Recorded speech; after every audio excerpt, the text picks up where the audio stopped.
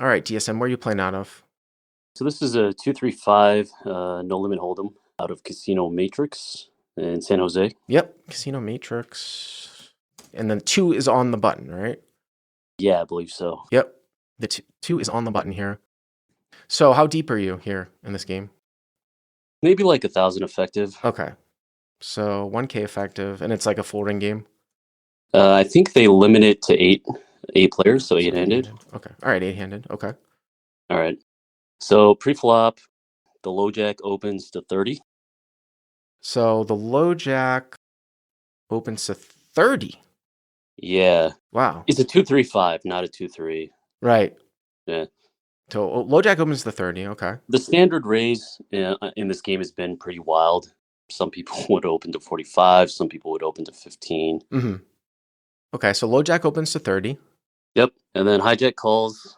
And then I'm in the big blind with ace nine of hearts. So hijack calls, and Yeah. hero is in the big blind here with ace of hearts, nine of hearts. Now it's funny because we just talked about this in a situation where you're not really overly, you're not really looking at like in a time game in Texas. I'm sure if you've been traveling, have you played in Texas before? Briefly. Okay, so Texas is all time. You don't have to worry about a situation like this where you're like, well, the guy went to 30, it's 6x call. We could just fold or we could call. But now all of a sudden you have this scenario here where you might want to start taking hands that you might normally not 3-bet and 3-bet them because of this sort of drop structure. Although I will say the pot's already $60 anyway. So if you were playing with a $10, 10% rake, you're gonna take the rake anyways. The other thing about California is they actually take some money if you win this pre-flop too. I don't know if at Matrix they take 2, but a lot of places in LA they actually take 2 anyways. If you 3-bet it up and you win, they're going to take 2 anyways from you. Yeah, so I was in this position. I was debating whether I should 3-bet squeeze Uh-huh. because the hijack, he's kind of a loose, weaker player. And the low jack, I felt like he seems to be a little on the tighter end. So that was kind of my. Yeah, if you can get through if you have a setup where the hijack's too loose and you can get through the low jack, sure, you can 3-bet here, right? All day. You leverage the low jack with the guy behind him, right? Yeah, so that was kind of my debate. And I was wondering what your take on that. Would it be better for me to just 3-bet here? And I think that I would be 3-betting some of the time. I would probably be 3-betting 100% of the time with ace 10 suited plus here. So what is the reason for that? it's a better hand. I mean, it makes more straights. You have more ability to flop equity to properly structure like a barrel too, right? As opposed to ace 9, which is not quite as connective. Ace 9 suited, we actually did a podcast way back when. We used to have a high-level subscription called Top Section. Any of our elite subscribers on Crush That Poker have access to this. But I remember doing a podcast. This was 6 or 7 years ago with a buddy of mine, Conlon Ma, and we went over the value, or he ranked the suited aces below ace 10, down for value. And ace 9 suited is it was kind of up there as the next strongest suited ace. People say ace 5. But ace 9, and he had run some sims. I'm not 100% sure how but he put ace 9 actually above ace 5. And ace deuce and ace 6 were the worst ones. I actually think ace deuce was even worse than ace 6, just as a little aside. So it's probably pretty close. Now, what would you have done with ace 5 suited? Would that have changed it for you? No, for me, I look at ace 9 and ace 5 as basically the same. I know that the ace 5 can make the straight, but I just felt like the only reason to 3-bet would be to squeeze out the low jack and isolate the hijack. Sure. And then I was thinking, could I fold out better? Could I fold out ace 10, ace jack? Well, if he's opening ace 10 off or ace jack off, I mean, if I'm on the low jack and I open and then the hijack calls, if I open for 6x and then the hijack calls, and then the big blind who can call with a lot of in-between hands. I look at the big blind here as kind of being even stronger as a 3-bet because you can call with a lot of in-between hands. You don't have to be worried about someone squeezing to your left. Right. I almost give you more credit. I'd fold ace 10, ace jack off a lot, right, to your 3-bet. So yeah, king, queen off. I was thinking about these players and whether or not they would do that. I felt like they were calling. Like I could give some other background, but I felt that would just string out the hand. But they were really, really loose. I'm talking about calling like queen 5 suited. for like 3 or 4 bets. Wow. So really loose. Yeah, so I felt like You could almost make a case for that this might be value, but so it sounds to me like you called, right? So hero calls. right. Yep, Yeah. I call, and then the flop comes ace jack jack with a heart. So it's rainbow. One of the jacks has a heart. All right, so I'm going to put ace of spades. I remember this. This is cool. Ace of spades, jack of clubs, jack of hearts, right? Okay. So ace jack jack, hero just called with the ace nine suited, right, in the big blind. Ace nine of hearts. Okay. Yep. So I'm first act, and then I'm thinking whether I should donk bet a small amount to kind of protect my hand against, say, like under pairs that are drawing. And I know they only have like 2 outs, so maybe like 5% equity or something like that. But then I feel like if I do that, if someone's gonna float with like gut shots or something, and then I'm forced to check back on the turn, like if they're a good player, they might be able to like just blow me off the ace by double barreling. I don't think I lead here ever, really, if that's what you're thinking about. No, it's just it's too in between, I think. It's a thinking that came in retrospect, Yeah. but I'll get to that later at the end of the end. But so anyways, I decided to check, and Uh-huh. then the action just checks around. All right, so it gets checked through. Yep. All right, so check through. Now, that doesn't always mean that the preflop raiser doesn't have, like sometimes you'll see preflop raiser have ace, king, ace, queen, ace, jack here in check. Or not ace, I mean, it's ace, king, king, ace, queen, ace, 10 in check just because they're playing a little pot control-y with, because there's 2 jacks out there.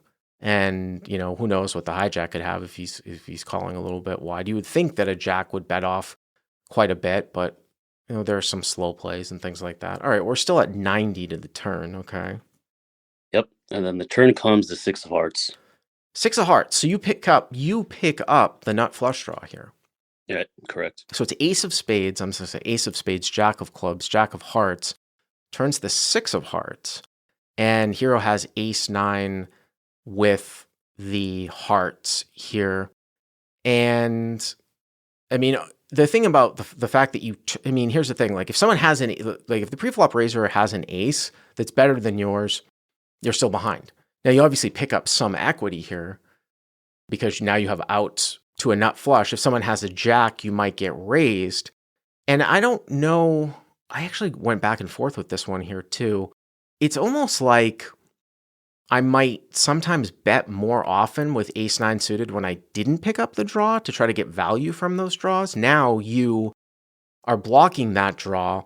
You have it, and you don't care if you come out and bet like ace 9 of diamonds here and like somebody raises you and you're like, I'm just going to give this guy a jack. I fold, right? You don't want that to happen when you have ace 9 of hearts. And the whole reason for betting like ace 9 of spades is because now you want to like get the value from some people that might like pick up backdoor hearts. You block that. So I tend to think that I'm actually checking ace 9 of hearts here more often than not having the hearts in this particular spot for those reasons. I don't know. And the other thing too is that if a guy's got like kings or queens or something like that, it might get checked through here again. And then you can just bet the river on a brick.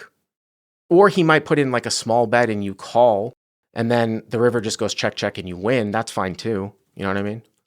Yeah, I see the point, of everything that you're saying. And perhaps it would have been better if I checked. But this is kind of where the hand gets interesting, and it's more about like angling. The low jack, he checks out of turn, and he does it fairly quickly. Okay. I haven't acted within like 3-4 seconds, and he's already checked out of turn. Okay. That's a preflop raiser, right? Correct. Yeah. Now here's the thing. Now I remember the part of this, right? So the whole idea of I suppose the hijack can still have a jack to raise you, but if the low jack checks again here now, if you were to tell me whether he checked out a turn or you're saying somebody's telling me what Bart, you're saying you're saying that you're advocating a check here. But then if we change it around, we say, well, what if I were to tell you the low jack's going to check? Would that change how I feel about this hand? I would probably do more betting if I knew the low jack was going to check. So it probably changes things here a little bit here too. Now, the other thing is that like once he checks, he is now kind of penalized because I'm trying to think if he actually, I don't know if that's true or not. If you bet, is he only forced to call? Or can he raise if he checked out a turn? I know that he can't change the action, but Okay, so I think maybe I'm confusing myself. Maybe it's if he checked out a turn, and let's say you check now after he checked out a turn, he's not allowed to bet. But if you bet, because that changes the action, it might give him the option to now do whatever, call, raise, or fold, because you changed the action. But if you check now, he has to check. I think that's what the rule is. But even still, if you don't think he's angling you, most of the time his check is a real check. So I might be doing more betting than I would have been. You know what I mean? Yeah. Well, I mean, regardless of whether or not he checked, I was going to bet, and my Okay. reasons were Right. I was going to bet small, and the reason was to protect equity against like lower pairs that are drawing. But then, I could have bet really, really small. So here I just bet like I think a third of the pot or something like that. But in retrospect, I could have even bet maybe a fifth of the pot, even less than that, given that. Well, the pot's really small, though. I mean, a fifth of the pot's going to be like some ridiculous amount. Yeah, I know. So what did you bet? Well, so I bet 35. Okay. The reason was, again, to deny equity to drawing hands, to like gut shots. I want them to call the king queen or the queen 10 or whatever. Or just like kings or queens, maybe sometimes too. You just don't want to fold, right? Yeah. And then I lose less to aces and trip jacks. But then this guy who checked out a turn, so he re-raises me 4x, so to 135. And so when he does that, I'm like, okay, Oh, man. when he does this, obviously this is an angle, and the question became whether or not I should go to the floor. But I felt like if I go to the floor at this time and I say, hey, this guy can't do that, well, that immediately caps my hand. Because like imagine I I bet, he re-raises, and then I'm saying, no, he can't do that. Do I ever do that with a boat? Well, I don't necessarily know if it. So you bet 35. Low jack raises to 135, and then did the other guy fold? I assume the hijack. Yeah, the hijack folded. Okay, so now you're thinking about whether or not you're going to call the floor, right? So it's the hijack fold. I don't think you calling the floor over, and saying like, "Is this allowed?" That doesn't necessarily cap your range because you haven't done anything yet. You know what I'm saying? Like you haven't. You could still call the floor over and ask what the guy's doing, and you could still re-raise him. You know. So yeah, I could re-raise him, but I mean, re-raising with an ace here seems No. I'm not talking about with what's actually going on in this hand. I'm talking about the comment that you made of should I call the floor and ask because that might give away that I have a weak hand. I don't think it necessarily does that. I think it does because, like, am I ever doing that with a boat? Am I ever even doing that with trip? Like, if I call the floor and say, hey, this guy can't put in more money, I'm definitely capping my hand. There's no way I would do that with a boat. There's no way I would do that. I don't know if I had a boat there and a guy made a play that was questionable, I might actually get a ruling also. So to figure out exactly what to do, because who knows what would happen later on, anyways. You know what I mean? I don't know. We disagree on that. I don't think it necessarily caps your range if you ask the floor, is this allowed? If it's still your action and there isn't anything else to do. I think that this is kind of a shitty, it's obviously the guy's angling you and it's kind of a shitty rule. People are chiming in the live chat that it is allowed, that the guy has the option to raise you, which is kind of sucks because it's so, I mean, the guy checks out of turn and then he raises you. It's a clear angle. I don't know why they don't cover that, in the rule. But so you decide to not call the floor guy, right? Yeah, because I feel if I say, hey, this guy can't put in more money, I don't ever have a boat here. I don't even ever have a jack here.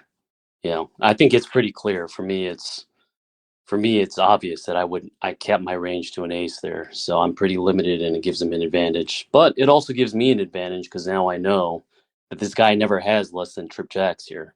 Like, I don't think he's doing that with the semi bluff. And now I rule out the king queen, the queen jack. And you block pocket aces, right? And if he's slow playing the flop, maybe he just calls turn, right? Something like that. Yeah, so basically I'm putting him on either trip jacks or he's just got me dead here with a boat. I don't know. Yeah, I mean, sure. Again, like he might. So obviously there's one combo of ace ace. You've got an ace, so there's like 4 combos of ace jack. And I mean, I guess you did bet small, so I'm not saying the guy would just always just call with like ace jack if he flopped it no matter what. But I'd still so when you bet 35 and he goes to 135, the pot's 125, 260, and it's 100 for you to call. So the pot's 260, it's 100 for you to call. And obviously, you know, if you're going just for a flush draw, you have like a 1 in 5 chance of hitting. So you need 4 to 1 on your money. Now, if you just had a hand like King Jack or Queen Jack and you slow playing, you have an additional 2 outs to an ace to win as well. If you had king, so you could have as many as 11 outs, but you could have as little as 8 outs. You could be drawing dead, and you're not getting like incredible pot odds here. So it's like 260, 100 to call for 260. So could you just fold here? Yeah, I thought about that in retrospect, whether it would have been better just for me to fold. During the time, I felt like, all right, this guy's clearly angling me, and I wanted to punish him by just beating him. Well, let me tell you something. If I call here, though, if I do call, like if I hit a heart, I'm betting, and if I hit an ace, I'm betting for sure, because I think it's going to get checked through if he just has Jack X, if any of those things happen. Now it gets a little bit hairy if it's like King of Hearts or Queen of Hearts, but it's like a low heart or an ace. You know what I mean?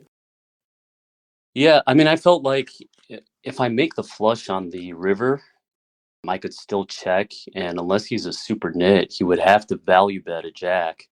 Because, like, I don't know, man.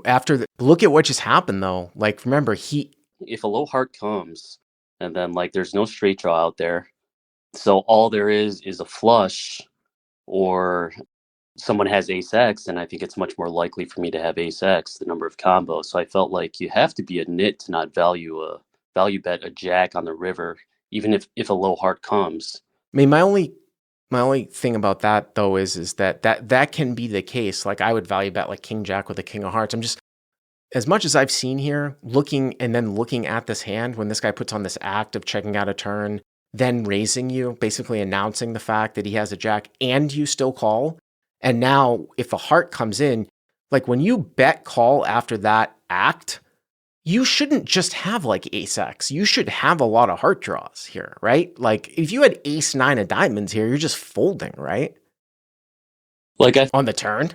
I think that's someone that intends to angle that way, that checks out of turn and then re-raises a small bet, thinks that he's just like fooled somebody into calling with ace X because he has like some kind of combo draw or something like that.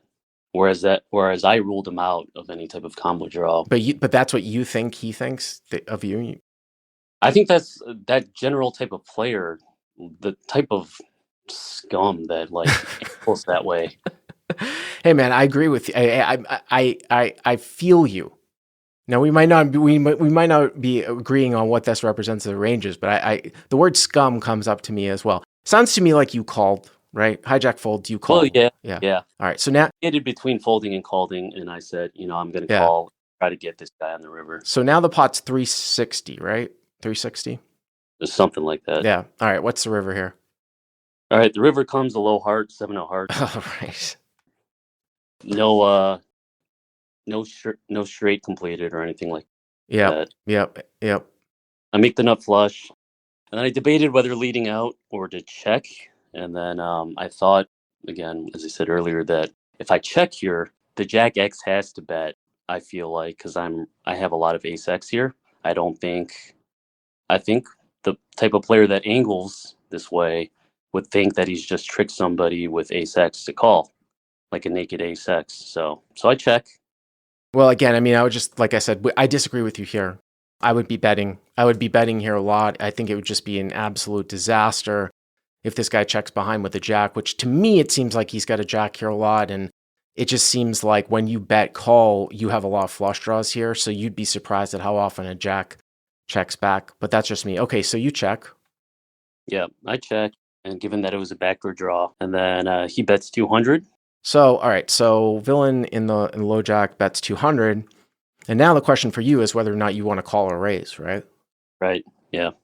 And so I thought about it, and I felt like I think he would fold Jack X here. If you raised. Yeah, and I don't think he has any flush draws here.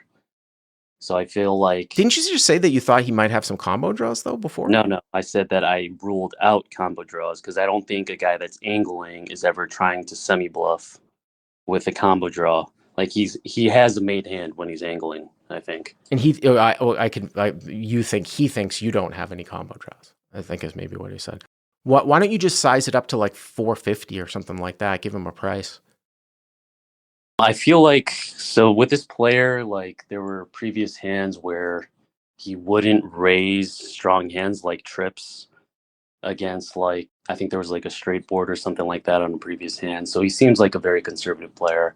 So I felt like he would fold Jack X here if I raised.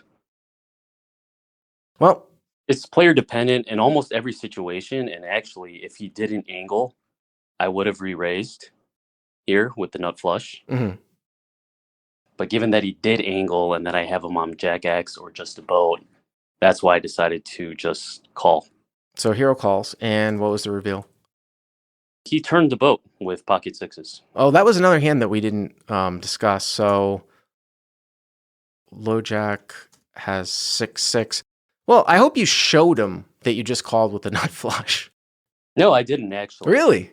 No, like I felt no reason to like needle him that way. But he just angled you though. He's scum. He definitely is. I went to the floor and then I told them the situation that happened. I explained to them that, you know, when he takes that action on the turn, he has this advantage because if I call the floor and tell them no, I cannot, I cannot say anything about this hand or else it caps me at ace X. He was trying to say, well, the hand is already done. There's nothing we can do. And by the way, this is at Casino M8trix. But he was like, yeah, there's nothing we can do. The hand already happened. And I said, well, you can check the cameras to verify whether or not it was angling. Because he said, well, there's no way we can verify. And then his response was, no, the cameras won't see anything. They're very limited. Well, this is ridiculous. That part is true. I mean, it's a shit show at some of those California casinos, though, I will say. Well, okay, so I went to the manager, and apparently the cameras could see everything, actually. I mean, those cameras, they can read the serial number off a dollar bill. They're very, very good. And they're pointed directly at the table. For him to say that and just lie, he just doesn't want to take responsibility for anything. And this has happened, like, previous people have called the floor, and he tries to act like he's this tough guy, doesn't want to take, oh, it's your fault, player. It's your fault for not doing anything.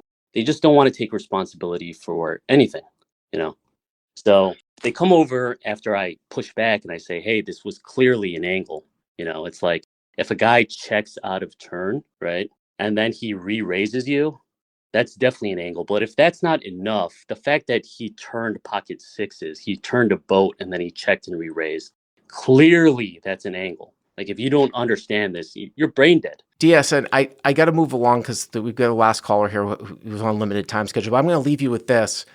Is there a possibility that he actually just checked out a turn not knowing that it was his turn? Is there that possibility? But I gotta move on. Thank you very much for the call. I appreciate it.